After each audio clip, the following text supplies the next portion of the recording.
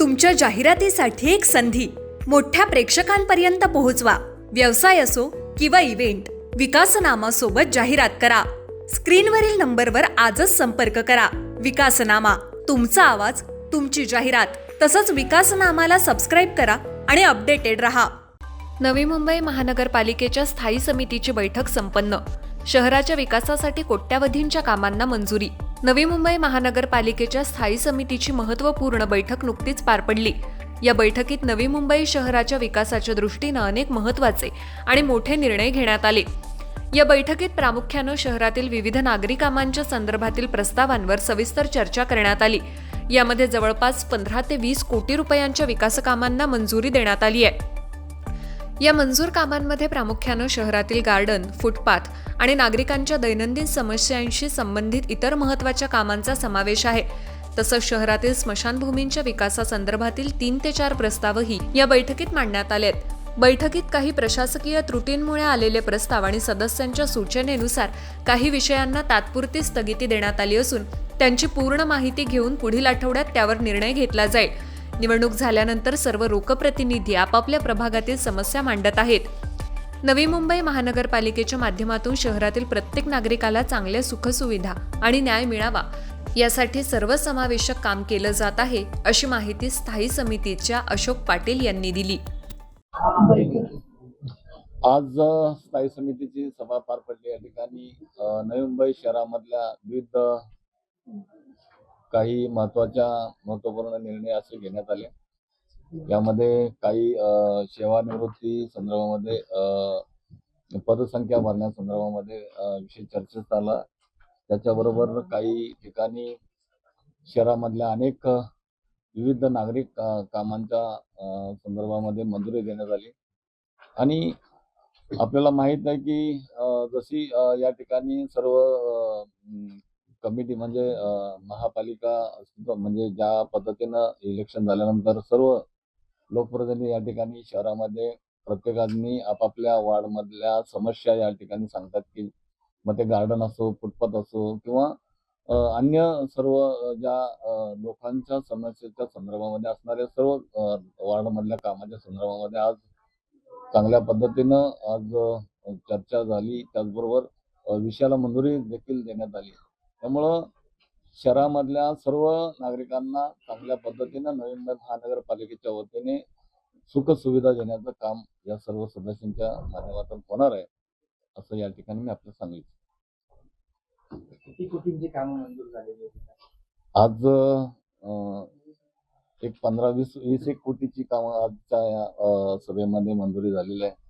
आणि काही या ठिकाणी आपण पाहताय की मुदतवाढ काही आता समजा स्मशानभूमीच्या संदर्भामध्ये देखील आपण 3-4 प्रस्ताव आपल्या याच्यामध्ये आहेत. त्या संदर्भामध्ये आपण चांगल्या पद्धतीनं या नवी मुंबई शहरामधल्या प्रत्येक घटकांमधल्या नागरिकाला न्याय मिळण्याकरता सर्व समावेशक असणाऱ्या सर्व सुखसुविधा मिळाल्या पाहिजे म्हणून त्या संदर्भात आपण आज काही निर्णय घेण्यात आलेले आहेत. काही प्रस्ताव स्थगित ठेवण्यात आलेले आहेत. या ठिकाणी 2-3 प्रस्ताव आपण या ठिकाणी त्यांचा स्थगित ठेवलेले आहेत. यामध्ये सन्मान्य सदस्यांनीच सूचना केल्या की त्या कामामध्ये पूर्णपणे त्याची माहिती देण्यासंदर्भामध्ये किंवा माहिती घेण्यासंदर्भामध्ये 1 आठवडाभर आपण स्थगित करावा अशी सूचना आल्यानंतर ते 2 विषय आपण या ठिकाणी सदस्याच्या सूचनेप्रमाणे आपण याच्यावर स्थगित केली. एक प्रस्ताव होता की जो प्रस्ताव ऑलरेडी आधी आला होता तो पुन्हा आला, त्याबाबत काय सांगाल? प्रशासनाच्या थोडं चुकबोलीमुळं तो प्रस्ताव आलेला आहे. मंजूर झालेला होता, परंतु त्यांनी स्वतः प्रस्ताव ज्या वेळेला आपण अजेंडा देतो त्याच्यानंतर चूक लक्षात आल्यानंतर त्यांनी चूक स्वतःहून तो परत घेतलेला. त्यामुळं असे प्रस्ताव पुन्हा असे चूक होऊ नये अशा संदर्भामध्ये प्रशासनाला सूचना देखील देतात. कसं आहे, आपण या ठिकाणी कोपरखान्याच्या हॉस्पिटलमध्ये काही उपकरणे खरेदी करण्यासंदर्भामध्ये प्रस्ताव आलेला होता, परंतु आमच्या सदस्यांनी सूचना मांडली होती की या ठिकाणी आपण जर काही कोरोनाच्या कालावधीमध्ये काही इन्स्ट्रुमेंट आपण खरेदी केले होते, त्याच्यामध्ये जर ती आपण आपल्याकडे अवेलेबल असतील तर ती आपण या ठिकाणी खरेदी न करता आपण त्याचा वापर करावा. परंतु या ठिकाणी सन्माननीय आरोग्य अधिकारी यांनी माहिती दिल्याप्रमाणे ती उपकरणे कोणत्याही परिस्थितीमध्ये त्या हॉस्पिटलमध्ये घेणं आवश्यक होतं. त्यामुळे ती खरेदी करणं हे गरजेचं आहे. आणि आरोग्याच्या संदर्भामध्ये आपल्या माहितीकरता सांगतो, आरोग्य असो किंवा शाळा असो, या दोन्ही विषयामध्ये सर्व सदस्य, लोकप्रतिनिधी, त्याचबरोबर या नवी मुंबई शहराचे लोकनेते आदरणीय गणेशजी नाईक साहेबांचं सातत्याने या नवी मुंबई महानगरपालिका असो किंवा नवी मुंबई शहरातील सर्वसामान्य नागरिकांना आरोग्याच्या संदर्भामध्ये महत्त्वाचं पाऊल उचलून जेवढं जास्तीत जास्त चांगल्या पद्धतीनं सुविधा देण्याचं काम आदरणीय गणेशजी नाईक साहेबांच्या नेतृत्वाखाली होत आहे. आणि आपण पाहिलंय काल परवा अतिशय MRI मशीन असो किंवा कॅथलॅब असो, अशा पद्धतीनं ज्या अनेक चाचण्या होणार आहेत, या सर्वसामान्य नागरिकांना त्यांच्या कुठल्याही प्रकारे त्यांना इतर खाजगी हॉस्पिटलमध्ये जो खर्च येत होता त्यापेक्षा पूर्णपणे या महापालिकेच्या माध्यमातून त्यांना सुविधा मिळावी आणि स्वस्त दरात मिळावी अशा पद्धतीने आपण हे केलं. आरोग्य संदर्भामध्ये जास्त गंभीर आहे असं म्हणाला. 100% महापालिका आरोग्य आणि शाळांच्या म्हणजे शिक्षणाच्या बाबतीमध्ये महापालिका नक्कीच या ठिकाणी चांगल्या पद्धतीनं जास्तीत जास्त लक्ष देऊन या ठिकाणी त्यांना लाभ मिळेल. म्हणजे नवी मुंबई नागरिकांना करदात्यांना जो काही त्रास होणार होता, जे इतर ठिकाणी जाऊन पैसे खर्च करण्यावर तो आता तुमच्या या सगळ्या धोरणांमुळे थांबेल असं म्हणाला. 100% आपण नवी मुंबई महानगरपालिकेच्या क्षेत्रामध्ये राहणाऱ्या सर्वसामान्य नागरिकांना आरोग्य सुविधा अतिशय चांगल्या दर्जेदार सुविधा मिळणार आहेत आणि त्यांना पैसे खर्च लागणार होते ते या ठिकाणी थांबणार नक्की. तर हॉस्पिटल सुरू कधी होणार? हॉस्पिटल सुरू कधी होणार? कधी होणार? कारण की आपण आता याला खर्च करतोय, कधी होणार? कोपरखेडे रुग्णालयाचं उद्घाटन कधी कधी होणार? होणार? लोक प्रतीक्षेत आहेत. हा. लवकरात लवकर आपण याचं आता आपण काल परवा पाहिलंय की ज्या महत्वाच्या ज्या आरोग्याच्या संदर्भामध्ये ज्या सुविधा आहेत त्यात उद्घाटन केलेलं आहे आणि याचं पण लवकरच आपण उद्घाटन करून घेऊ. ते विज्ञान प्रयोगशाळेत काही सदस्यांनी प्रश्न उपस्थित केला की फॉर्म दिसत नाही, अक्षर दिसत नाही. साहजिक आहे. सन्माननीय सदस्य पाटीलताई यांनी या ठिकाणी सूचना मांडली की आपला जे अजेंडा आपण देतोय त्याचा जो फॉन्ड आहे तो थोडासा मोठा करण्यात यावा की जेणेकरून सर्व सदस्यांना त्याचं स्पष्टीकरण स्पष्ट मराठीतून दिसेल असं या पद्धतीनं तो छापाई करण्यात यावा आणि देण्यात यावा. मूषक संदर्भामध्ये हा जो प्रस्ताव आलेला आहे तो आपण प्रस्ताव सध्या आपण या ठिकाणी मंजूर केलेला आहे, परंतु पूर्णपणे एक नवीन प्रस्ताव मूषकच्या संदर्भामध्ये या ठिकाणी सन्मान्य सभागृह नेते यांनी सूचना मांडली की आपण तो प्रस्ताव सध्या आपण 3 महिन्याच्या मंजुरीकरता आपण दिलेला आहे, परंतु पूर्ण अजून त्याच्यामध्ये सुधारणा करून टेक्नॉलॉजी प्रस्ताव आपण या ठिकाणी आणू आणि त्याच्यामध्ये तोपर्यंत आपण या मूषक धोरणला जो 3 महिन्याकरता आलेला आहे त्याला मंजुरी आपण दिलेली आहे. सभापती साहेब, मध्ये अपग्रेड नाहीये. विद्यार्थ्यांना उन्हाचा उकाड्यामुळे कुठेतरी विद्यार्थी बसू शकत नाही अशा वर्गात. अशा शाळेतल्या वर्गांमध्ये इन्व्हेस्ट करण्यात योग्य अपेक्षित होतं, पण अशी कामं येतात सुशोभीकरणाचं, हे कितपत योग्य तुम्हाला वाटतं? शाळा नवी मुंबई मधील सर्व महानगरपालिकेच्या ज्या शाळा आहेत त्या शाळा अतिशय चांगल्या, स्वच्छ आणि सर्व सुखसुविधा विद्यार्थ्यांना मिळाल्या पाहिजे अशा पद्धतीचं महापालिकेचं धोरण आहे. आणि आपण जर सांगत असाल तर अजून कुठं जरी एखाद्या कुठल्या शाळेमध्ये कमतरता असेल तर नक्कीच आपण सगळं करण्याचा प्रयत्न करू.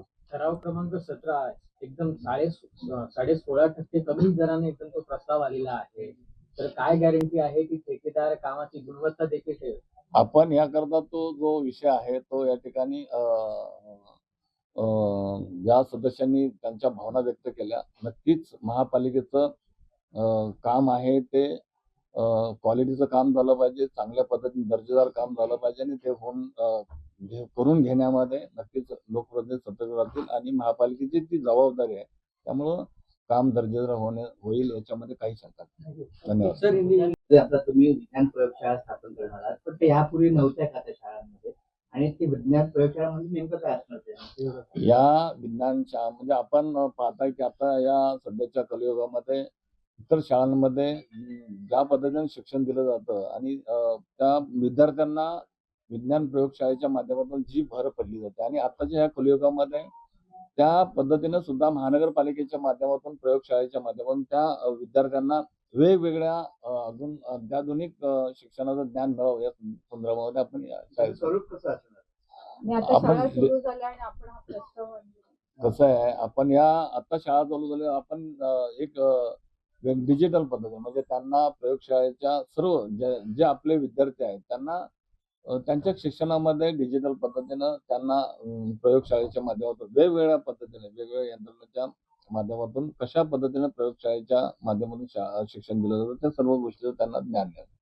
तर आजही अनेक कामांच्या मंजुरी अग्रीमेंटसाठी मंजुरी दिली तुम्ही आणि आता पावसाळा सुरू झालाय. पावसाळ्यात हे कामं कसं होणार? पावसाळ्यामध्ये ही जी कामं आहेत पावसाळ्यामध्ये जी कामं म्हणजे पावसामध्ये ज्या कामांना पावसाचा त्रास होणार आहे अशी कामं होणार नाहीत, परंतु जी मंजुरी दिल्यानंतर याची पुढील प्रक्रिया व्हायला 2-3 महिने जातात आणि ज्यावेळेला खराब कामाचे फायनल काही जे कामं आहेत ती कामं आता समजा खड्ड्याची कामं आहेत ते देखभाल दुरुस्ती कामं ते रुटीन प्रमाणे चालणारच आहेत. त्यामुळं ज्या पावसामध्ये जी कामं होणार नाहीत ती कामं होणारच नाहीत.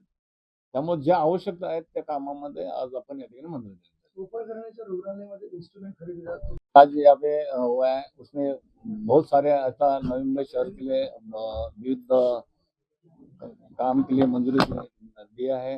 इसमें गार्डन रहेगा या स्कूल का है, हॉस्पिटल का है। हॉस्पिटल में भी अच्छा तरह से हॉस्पिटल लोगों के लिए सेवा मिलना चाहिए। इस सबसे बहुत लोगों का हित के लिए अच्छा काम यहाँ पे मंजूरी देने का प्रयास हो गया है और सब आज नई मुंबई शहर में सभी लोगों के लिए अच्छा काम होना चाहिए, सबका काम होना चाहिए। स्कूल का रहने दो, हॉस्पिटल का रहने दो, बहुत सारे काम के लिए मंजूरी यहाँ पे दिया है। तुमच्या जाहिरातीसाठी एक संधी मोठ्या प्रेक्षकांपर्यंत पोहोचवा। व्यवसाय असो किंवा इव्हेंट, विकासनामा सोबत जाहिरात करा। स्क्रीनवरील नंबरवर आजच संपर्क करा। विकासनामा, तुमचा आवाज, तुमची जाहिरात। तसंच विकासनामाला सबस्क्राईब करा आणि अपडेटेड रहा।